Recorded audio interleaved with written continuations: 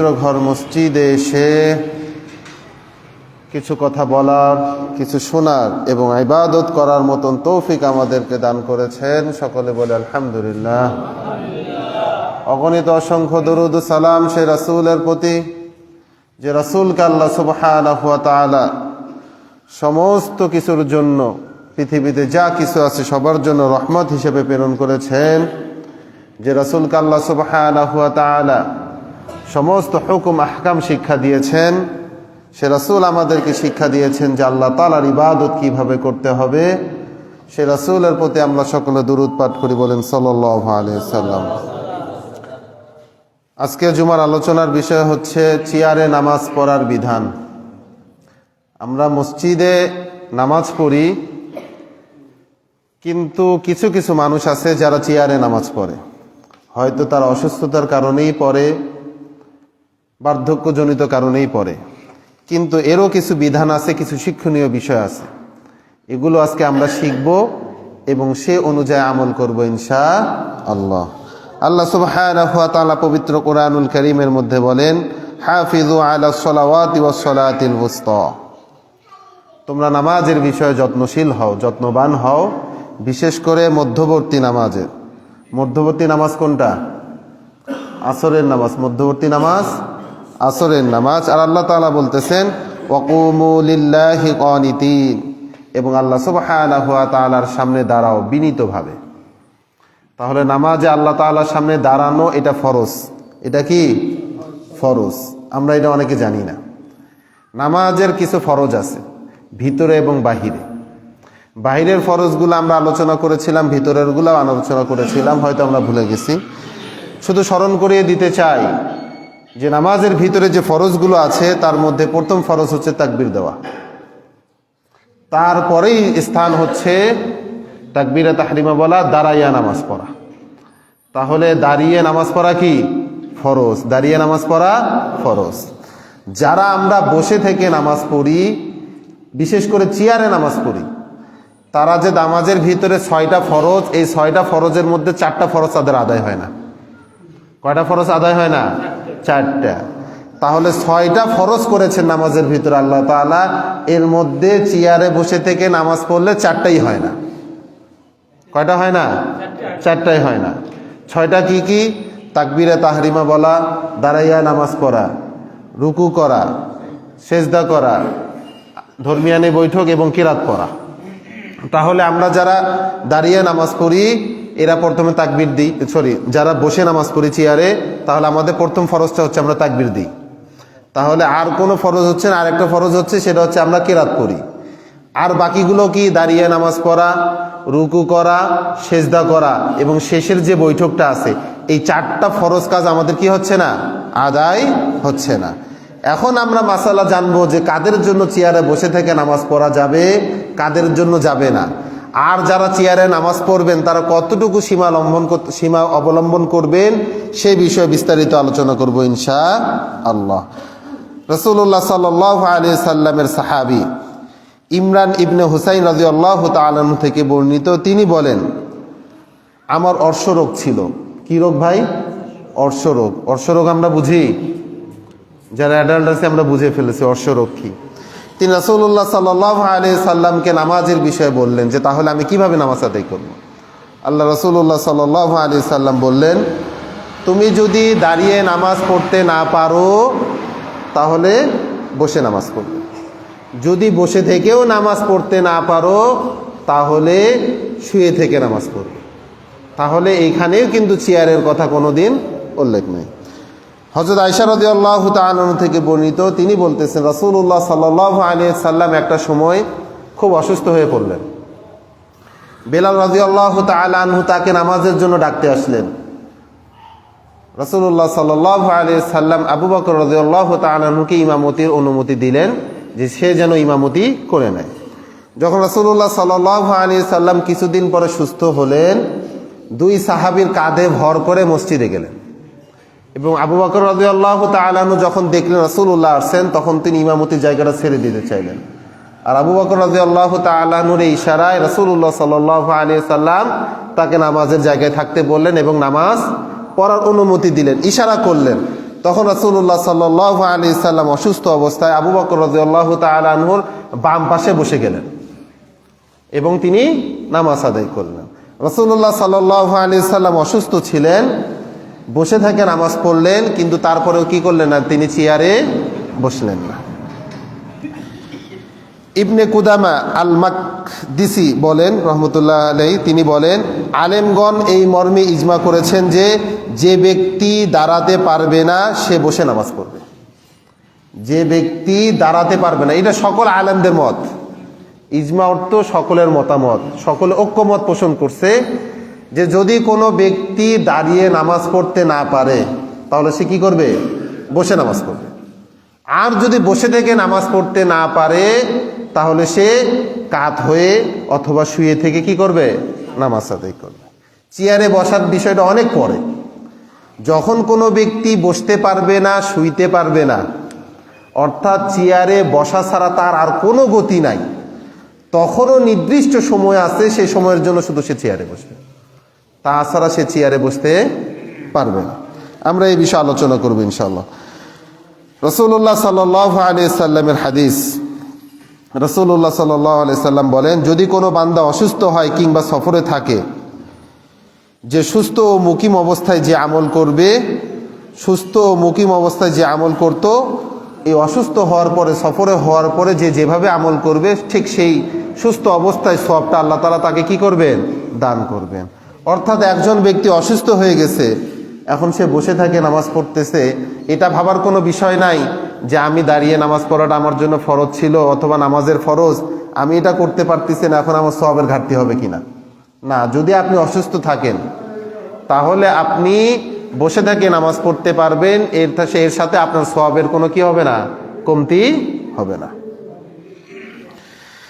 আমরা কথা না বলি। রাসূলুল্লাহ সাল্লাল্লাহু আলাইহি সাল্লামের স্পষ্ট হাদিস দ্বারা প্রমাণিত, যদি কোনো ব্যক্তি দাঁড়াতে সক্ষম হয় তাহলে তার জন্য বসে থেকে নামাজ পড়া জায়েজ নাই। আর যদি কেউ বসে শুধু রুকুতে সমস্যা হয় তাহলে সেই ব্যক্তি শুধু রুকুতে গিয়ে চেয়ারে বসতে পারবে অথবা বসে থেকে নামাজ পড়তে পারবে।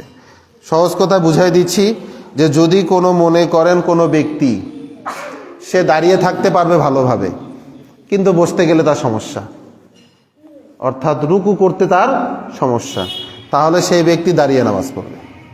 যখন রুকুর সময় হবে সে যদি নিচে বসতে চায় নিচে বসতে পারবে, এবং নিচে যদি বসতে না পারে তাহলে চেয়ারে বসতে হবে। অর্থাৎ আপনি নামাজে শুধু আপনার সেজদা দিতে সমস্যা, এই জন্য আপনি পুরো নামাজটা চেয়ারে বসে পড়বেন, এটা আপনার জন্য কি নাই, জায়েজ নাই। আপনার পুরো নামাজের ক্ষেত্রে যদি এমন হয় যে না পুরোটাতেই আমার সমস্যা, এই জন্য আমি চেয়ারে বসছি, তাহলে হবে। কি বুঝতে পারছি? অর্থাৎ আপনার যদি সেজদাতে সমস্যা হয় তাহলে আপনাকে দাঁড়িয়ে নামাজ পড়তে হবে, রুকু করতে হবে, শুধুমাত্র সেজদার সময় চেয়ারে বসতে হবে। কি বুঝতে পারছি?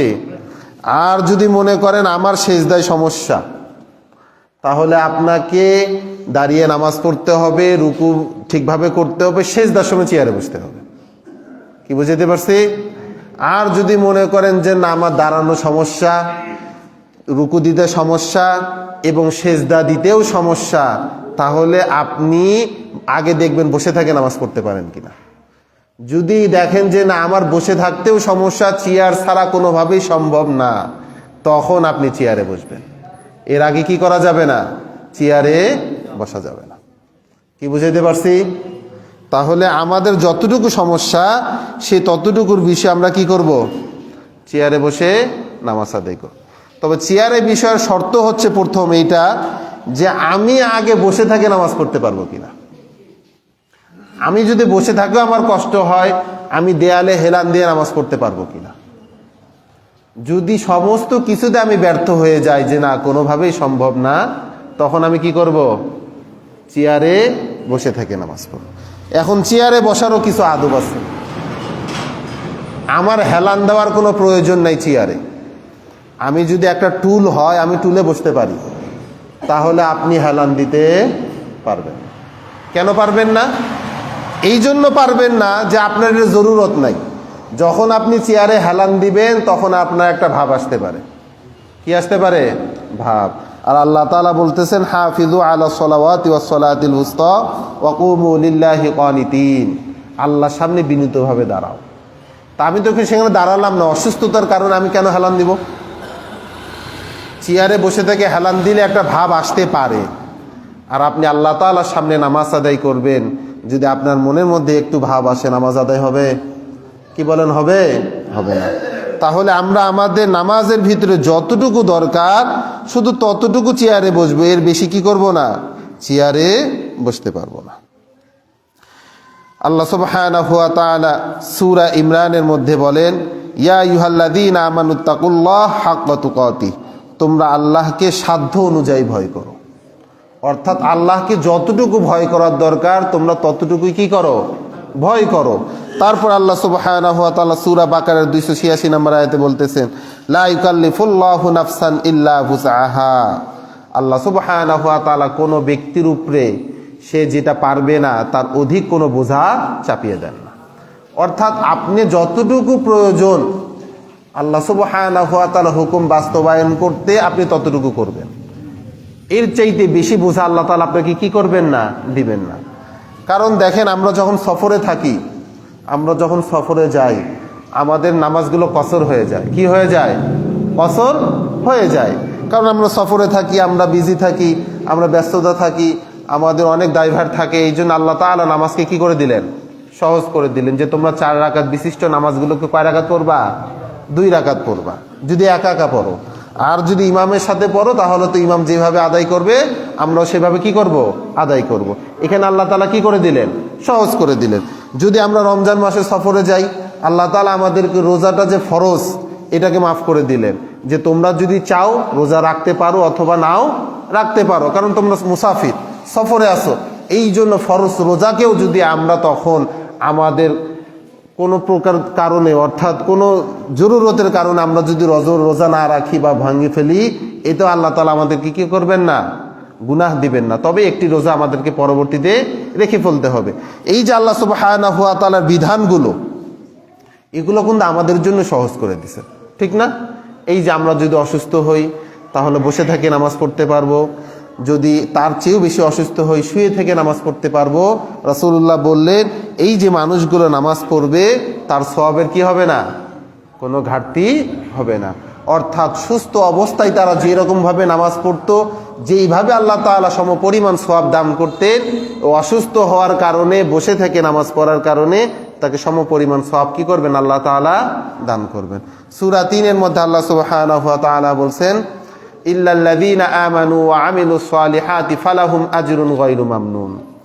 যারা ঈমান আনবে ও আমলে সালিহ করবে, যারা যৌবন বয়সে ইবাদতগুলো পরিপূর্ণভাবে করবে, বৃদ্ধ হয়ে গেছে এখন পরিপূর্ণভাবে ইবাদত করতে পারে না, ওযু ঠিক মতন আছে কিনা বুঝতে পারে না, মাজা ঠিক মতন সোজা হয় না, সূরা কেরাতগুলো ঠিকভাবে পড়তে পারে না, আল্লাহ তাআলা বলতেছেন ফালাহুম আজরুন গায়রু মামনুন। তারা যৌবনে যেভাবে ইবাদত করেছে, যেভাবে সওয়াব পেয়ে দিয়েছি, বয়স হয়ে গেছে কিন্তু সেইভাবে ইবাদত করতে পারে না, তাতে তো কোনো সমস্যা নাই, কিন্তু আমি তাদেরকে যৌবনের যেরকম সওয়াব দিয়েছি সমপরিমাণ সওয়াব আল্লাহ তাআলা আমি এখনো তাদেরকে দান করব। তাহলে বার্ধক্য হয়ে গেলেই যদি আমরা ইবাদত করতে অক্ষম হয়ে যাই, এতে সওয়াবের কি হবে না, কোনো ঘাটতি হবে না। যেমন যারা বাংলাদেশে সরকারি চাকরিজীবী থাকে, সরকারি চাকরি করে, রিটায়ারমেন্ট করার পরে তারা পেনশন পায় কি পায় না, পায় না? তাহলে আল্লাহ সুবহানাহু ওয়া তাআলার একজন বান্দা সারা জীবন আল্লাহ তাআলার ইবাদত করলেন ভালোভাবে, কিন্তু এখন বয়স হয়ে গেছেন, কিন্তু এখন পরিপূর্ণভাবে ইবাদত করতে পারতেছে না, তাহলে কি আল্লাহ তাআলা সওয়াব দিতে পারেন না? কি পারেন, কি পারেন না? পারেন। তাহলে আমরা আজকে আমাদের নামাজের যে চেয়ারে বসে থাকার যে মাসালাগুলো, এগুলো ভালোভাবে জানবো এবং শিখবো এবং সে অনুযায়ী আমল করবো ইনশাআল্লাহ। তাহলে আসেন, যদি আমরা তাকবীর দিয়ে নামাজ শুরু করি, তাকবীর দেওয়া ফরজ, আপনি দাঁড়িয়ে নামাজ পড়তে পারবেন, তাহলে আপনাকে অবশ্যই কাজ হচ্ছে আপনার ফরজ দাঁড়িয়ে নামাজ পড়া। যদি আপনি না পড়েন আপনার নামাজ হবে না। কেউ একজন অসুস্থ আছে, সে চেয়ারে বসে নামাজ পড়ে, পড়ুক, কিন্তু তার সমস্যা কতটুকু? যদি আমি দাঁড়িয়ে শুধু ইমামের সাথে দাঁড়িয়ে নামাজ পড়তে পারলাম, অর্থাৎ দাঁড়িয়ে কিয়াম করলাম, রুকু করতে আমার সমস্যা হলো, তাহলে আমি বসে থাকি রুকু করব। বুঝতে পারছি? আমি রুকুও করতে পারলাম, দাঁড়িয়েও নামাজ পড়লাম, রুকুও করতে পারলাম, এখন সেজদা দিতে আমার সমস্যা, তাহলে আমি বসে থেকে সেজদা দিব। যদি বসে থেকেও না পারি তাহলে ইশারার মাধ্যমে কি করব? সেজদা দিব। এখন আমি রুকুতে আমার সমস্যা বা সেজদায় আমার সমস্যা, তাহলে আমি সেজদায় চেয়ারে বসে থাকে দিব।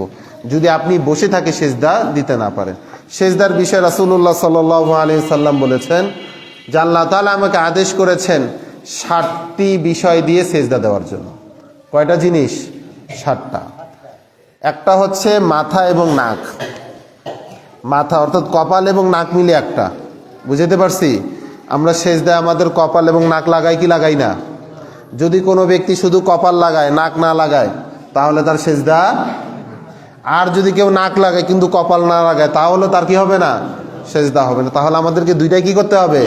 লাগাইতে হবে। এই দুইটা মিলে একটা। তারপরে আমাদের দুই হাত। দুই হাত আমরা মাটিতে দেই কি দেই না? যদি কেউ মনে কি ইচ্ছা করে আমি এক হাত দিলাম না, তার সেজদা হবে? হবে না।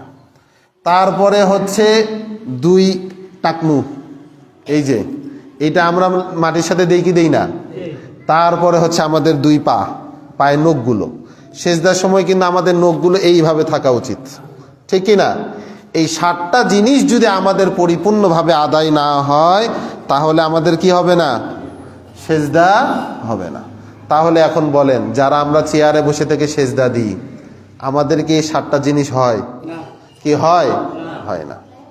তাহলে আপনি যদি সেজদা পরিপূর্ণভাবে দিতে সক্ষম হন কিন্তু আপনি না দেন, তাহলে আপনার নামাজ হবে না। প্রথম কথা হচ্ছে, আপনি চেয়ারে বসে থেকে না বসে থেকে যদি নিচে বসে থেকে নামাজ পড়তে পারেন, তাহলে আপনাকে নিচে বসে থেকেই নামাজ আদায় করতে হবে। যদি আপনি নিচে বসে থেকে নামাজ আদায় করতে না পারেন, চেয়ারই আপনার একমাত্র সর্বশেষ হয়, তাহলে আপনি যদি দাঁড়িয়ে থাকতে পারেন, তাহলে ইমাম সাহেব যখন কেরাত করবে তখন আপনি দাঁড়িয়ে থাকবেন। যদি দাঁড়িয়ে থাকতে না পারেন তাহলে বসে থাকবেন। কিন্তু রুকু আপনি ঠিকভাবে দিতে পারেন, তখন আপনি চেয়ারের সাহায্য নিতে পারবেন না। বসে থাকার বিষয়টা শুধু চেয়ারে কেন আসছে? বসে থাকার বিষয়টা টুলেও হতে পারে, নিচে যায় নামাজেও বসে হতে পারে, শুধু চেয়ারের নামটা উল্লেখ কেন আসছে? আমি তো চেয়ারের কথা বলছি অপশনাল, যে চেয়ার হবে, হ্যাঁ অথবা নিচে যায় নামাজে হতে পারে। আর আমি তো বলছি যে হেলান দেওয়ার যে বিষয়গুলো, এইটা যদি কোনো ব্যক্তি প্রয়োজন না হয় তাহলে সে চেয়ার ব্যবহার করবে না, এটা কিন্তু আমি বলে দিছি। এখন আসেন আমি পুরোপুরি স্পষ্ট করে দিচ্ছি আরো, যে আমার কথা হচ্ছে রাসূলুল্লাহ সাল্লাল্লাহু আলাইহি সাল্লাম যেভাবে আমাদেরকে নামাজ শিক্ষা দিয়েছেন, আমরা সেইভাবে নামাজ আদায় করবো ইনশাআল্লাহ। যদি আমরা না করি তাহলে আমাদের নামাজ আদায় হবে না। অর্থাৎ আপনি যদি চেয়ারে বসা আপনার জন্য প্রযোজ্য হয়, অর্থাৎ কি আপনি নিচে বসতে পারেন না, আপনি দাঁড়িয়েও থাকতে পারেন না, আপনি চেয়ারে বসবেন কিন্তু চেয়ারে হেলান দিয়ে ছাড়াও আপনি বসতে পারেন না, তখন আপনি চেয়ার ইউজ করবেন। কিন্তু আপনি বসতে পারেন, তাহলে আপনাকে টুল ইউজ করতে হবে। 2 নাম্বার, যদি আপনি যায় নামাজে, এই যে আমরা যেভাবে নিচে বসে থাকি নামাজ আদায় করি, এইভাবেই মূলত রাসূলুল্লাহ সাল্লাল্লাহু আলাইহি সাল্লামের হাদিসে আসছে যে আমরা বসে থাকি কি করব? অসুস্থ থাকলে বসে আদায় করব। চেয়ারের কথা কোনো হাদিসেও নাই, কোনো কিতাবের গ্রন্থেও। তবে এটা হচ্ছে জরুরত, অর্থাৎ আপনার প্রয়োজন আছে বিধায় আপনি কোথায় করলেন? চেয়ারে বসলেন। কিন্তু আপনি যে চেয়ারেই বসতে হবে এমন কোনো কথা নাই। আপনি টুলে বসেন, টুলে কিন্তু হেলান দেওয়া যায় না, যায়? তখন আপনার একটা ভাব আসবে না, তখন আপনি ভাববেন যে আপনি অসুস্থ। তারপরে আপনি যখন টুলেই বসবেন, তাহলে টুলে বসে যখন নামাজের বিষয়টা হবে তখন কিভাবে হবে? আপনি কাতার সোজা করতে হবে না আপনাকে, কিভাবে করবেন? হ্যাঁ না, সামনে পা যেখানেই থাক, আপনার পর্দা হবে তখন নিতম্ব, অর্থাৎ আপনার পাছাটা সরাসরি কাতারে সোজাসুজি থাকতে হবে, অর্থাৎ পা যেখানে থাকে পাছাটা ওই বরাবর থাকতে হবে। এতে চেয়ার পিছনে যেতে পারে বা টুল পিছনে যেতে পারে, কিন্তু চেয়ারে বসলে আরো সমস্যা হচ্ছে, আপনার পিছনে যে নামাজ পড়বে তার সমস্যা। তার সমস্যা কি সমস্যা না? এই জন্য চেয়ারে যারা বসে তারা কানিতে বসে, কিন্তু কানিতে বসলেও পিছনে মানুষের সমস্যা হয় কি হয় না? হয়। এই জন্য চেয়ার আমরা তখন ইউজ করব যখন আমার বসে থাকাও সম্ভব না, টুলে নামাজ পড়াও সম্ভব না, আমার হেলান দিতেই হবে চেয়ারে, আমি অসুস্থ। এই অসুস্থতা আল্লাহ তাআলাই ভালো জানেন কার কতটুকু অসুস্থ, ঠিক কিনা? আমিও জানবো না, আপনিও জানবেন না। তবে মাসালা হচ্ছে, যদি আমরা পারি আমরা দাঁড়িয়ে নামাজ পড়ব, যদি তাও না পারি আমরা বসে থেকে নামাজ পড়ব, যদি তাও না পারি আমরা হেলান দিয়ে শুয়ে থেকে নামাজ পড়ব। মসজিদের এক পাশে আপনি হেলান দিয়ে নামাজ পড়েন, কোনো সমস্যা নাই। এটা কোনো ভাবার বিষয় নাই যে ওই ব্যক্তিটা কেন হেলান দিয়ে আছে, কারণ সে অসুস্থ। তাহলে আমরা কি বুঝতে পারছি? আমরা চেয়ারে তখনই বসবো যদি আমার রুকুতে সমস্যা হয়, সেজদায় সমস্যা হয়, দাঁড়িয়ে থাকতে সমস্যা হয়, হেলান দিয়ে না থাকলে আমাদের সমস্যা হয়, তখন আমরা চেয়ার ইউজ করব। আর যদি আমরা দাঁড়িয়ে নামাজ পড়তে পারি তাহলে দাঁড়িয়ে নামাজ পড়ব। শুধু রুকুতে গিয়ে যদি বসার প্রয়োজন হয় আমরা রুকুতে গিয়ে বসবো। যদি আমরা দাঁড়িয়েও নামাজ পড়তে পারি, রুকুতে গিয়েও নামাজ পড়তে পারি, সেজদা দিলে সমস্যা হয়, তাহলে আমরা শুধুমাত্র সেজদা দেওয়ার সময় চেয়ারে বসবো। আর যদি আমাদের কোনো সমস্যা নাই থাকে তাহলে আমরা কিভাবে নামাজ পড়বো? দাঁড়িয়ে নামাজ পড়বো। এখন যারা চেয়ারে নামাজ পড়েন, আপনারা রুকু করেন কিভাবে? পায়ের উপরে হাত দিয়ে মাথাটা আরো কি করেন? একটু নিচু করেন। সেজদা দেন কিভাবে বলেন? সেজদা হাত কি হাঁটুতে রাখেন না এমনি এইভাবে রাখেন? এইভাবে হাঁটুতে রাখবেন, হাত হাঁটুতে রাখবেন এবং মাথা রুকুতে যে রকম পরিমাণ ছিল তার চেয়ে নিচে নামতে হবে। কি বুঝতে পারছি? সেজদা মানে কি? একবারে বিলিয়ে দেওয়া, মাটির সাথে মিশিয়ে দেওয়া। আর রুকুতে তো আমরা অর্ধেক দিই, অর্থাৎ আমি যদি বসে থেকে নামাজ পড়ি, রুকুর ক্ষেত্রে আমি যতটুকু মাথা নোয়াবো, সেজদার ক্ষেত্রে রুকুর চেয়ে বেশি নামাতে হবে। কি বুঝাতে পারছি? আর যদি আপনি এটা ফলো না করেন নামাজ আদায় হবে না। কি বুঝাইতে পারলাম কি না? আপনারা আবার মন খারাপ করেন না, মাসালা কিন্তু এটা, না হলে নামাজ হবে না। তাহলে আমরা যারা এতদিন জানতাম না বসে থাকে নামাজ পড়ার নিয়মগুলো, আজকে জানলাম তো ইনশাআল্লাহ। আর যারা বাসায় নামাজ পড়েন, অসুস্থ হয়ে গেছেন, তারা ইশারায় নামাজ পড়বে। কিভাবে নামাজ পড়বেন? অর্থাৎ আপনি বসতে পারেন না, শুয়ে থাকেন, তখন শোয়ার ক্ষেত্রে কাতার হবে আপনার এইভাবে, আপনি শুইবেন, পশ্চিম দিকে মুখ থাকবে, আপনি ইশারা করে নামাজ পড়বেন। হ্যাঁ, তার জন্য জামাতে আসতে হবে, এর কোনো বাধ্যবাধকতা নেই। কিন্তু আমরা যারা বসে থাকে নামাজ পড়তে পারি, তাদের জন্য আমাদের আবশ্যক হচ্ছে মসজিদে এসে জামাতের সহিত নামাজ আদায় করা। কি বুঝাতে পারছি? এখন কথা হচ্ছে, যারা চেয়ারে বসে নামাজ পড়ে তাও তো তারা পড়ে, কিন্তু যারা নামাজই পড়ে না তাদের কি বিষয়, কি মাসালা? কি বলেন? মান তারাকা সালাতা মুতাআম্মিদান ফাকাদ কাফার। যে ব্যক্তি ইচ্ছাকৃতভাবে নামাজ ছেড়ে দিল সে কি হয়ে গেল? কাফের হয়ে গেল। তাহলে আমরা শুধু চেয়ারে বসে নামাজ পড়ে মাসালা দিচ্ছি, আবার অনেকে হাসিচ্ছে, ও চেয়ার আলাদের খবর আছে। আর আপনি যে নামাজ পড়েন না, আপনার কি আছে সেটা এখন ভাবেন। তারা তো হয়তো বেঁচে যাবে, যে বলবে আল্লাহ তাআলা আমরা মাজুর ছিলাম, অসুস্থ ছিলাম, এই জন্য চেয়ারে বসে থেকে নামাজ পড়েছে, তাও পড়ছি। কিন্তু আমরা যারা নামাজ পড়ি না, আমাদের কি হবে? আমাদের কি হবে? খবর খারাপ আছে। এই জন্য আসেন ভাই, আল্লাহ সুবহানাহু ওয়া তাআলার বিধান 5 ওয়াক্ত নামাজ, এটা আমাদের প্রত্যেকের জন্য পড়ার দরকার, ঠিক কি না? একজন মানুষ যখন সে প্রাপ্তবয়স্ক হয়, 10 বছর আগে থেকে তাকে নামাজ পড়ার নির্দেশ দিয়েছেন ইসলাম। যখন 10 বছর অতিরিক্ত হয়ে যাবে তখন নামাজ পড়ার জন্য তাকে প্রহার করার কথা বলা হয়েছে। অর্থাৎ তাকে প্রয়োজন মেরে কি করো? নামাজ পড়ো। আপনি পিতা হইছেন, আপনি বাচ্চাকে বুঝাইতে পারতেছেন না, শাসন করেন না, ভাবেন যে বড় হোক নামাজ পড়বেন, কিন্তু এই নামাজ না পড়ার কারণে ছেলেটা কোথায় যাচ্ছে? জাহান্নামের দিকে চলে যাচ্ছে। জাহান্নামের কত ভয়াবহ আযাব আপনি এটা বুঝতেছেন না। উদাহরণ দিচ্ছি, মনে করেন আপনার বাসায় আগুন লাগছে, আপনার ছেলেটা সারা রাত পড়ালেখা করছে, 4টার সময় ঘুমাইছে, আগুন লাগছে 6টার সময়। আপনি এখন ছেলের মাথায় কাছে গিয়ে বলবেন, বাবা মাসুদ তুমি একটু উঠো, জানি তুমি অনেক কষ্ট করে রাত্রে ঘুমাইছো, অনেক পড়ালেখা করছো, এখন কি আর করার বলো, বাড়িতে আগুন লাগছে, এখন তো উঠতেই হবে, উঠো। এভাবে মাথায় হাত বুলে দিবেন আর ডাকবেন? কি এরকম করবেন? নাকি তাকে বাসার আগুন থেকে বাঁচানোর জন্য কোথায় ধরবেন না ধরবেন সেটা ঠিক নাই, অর্থাৎ তাকে টাইন আগে কি করবেন? ঘর থেকে বাইর করবেন। আমরা দুনিয়ার আযাবের ক্ষেত্রে এটা ফলো করি, কিন্তু আপনার ছেলেগুলো নামাজ না পড়ার কারণে, দ্বীনের কাজ না করার কারণে জাহান্নামের দিকে চলে যাচ্ছে। আপনি একবারও টানছেন যে তোমাকে অবশ্যই অবশ্যই দ্বীনের কথা শুনতে হবে, অবশ্যই নামাজ পড়তে হবে, আল্লাহ তাআলার বিধান অবশ্যই বাস্তবায়ন করতে হবে বলছেন? এটা বলার জন্য যে এক দুইটা দেওয়া লাগে দিছেন? দেননি। আর আপনি বড় হয়ে বলবেন না ছেলেটা মানুষ করতে পারলাম না। মানুষ করবেন কিভাবে? ছোটবেলায় ছাড়ে দিছেন। আপনি যদি ছোটবেলা থেকে আপনার ছেলেকে মেয়েকে পর্দাশীলভাবে পালন করেন, পর্দাশীলভাবে আপনি চলাফেরা করা শিখান, তাহলে ওই মেয়ে কোনোদিনও বড় হয়ে বেপর্দা চলবে না। কি মনে হয় চলবে?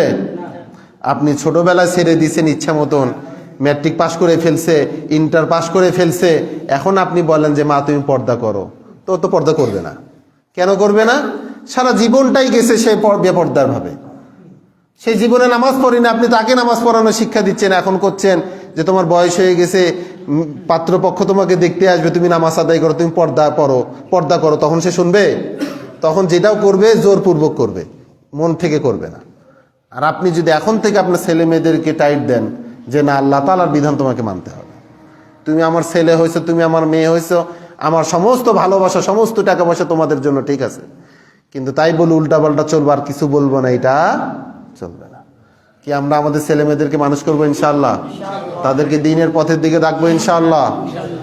আর বিশেষ করে আজকে যে মাসালা আমরা আলোচনা করলাম, যারা মসজিদে আসেনি বা আসছে, যারা আসেনি তাদেরকে জানাই দিব। কি জানাই দিব তো ইনশাআল্লাহ? আর আমরা আমাদের নামাজগুলোকে পরিপূর্ণভাবে আদায় করব। যদি আপনার এই বিষয়গুলোর মধ্যে কোনো একটা বিষয় আপনি পালন না করেন, তাহলে আপনার নামাজ হবে না, সে অনুযায়ী আমরা আমল করব।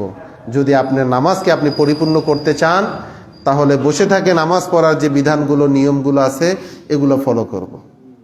যদি আল্লাহ সুবহানাহু ওয়া তাআলাকে আমরা ভয় করি, তাহলে আমরা আল্লাহ তাআলা আমাদেরকে কতটুকু ওজর দিয়েছেন, কতটুকু আমরা অসুস্থ, কতটুকু আমার প্রয়োজন, এটা জানার পরে সে অনুযায়ী আমল করবো ইনশাআল্লাহ। ওয়া আখিরি দাওয়ানা আনিল হামদুলিল্লাহ।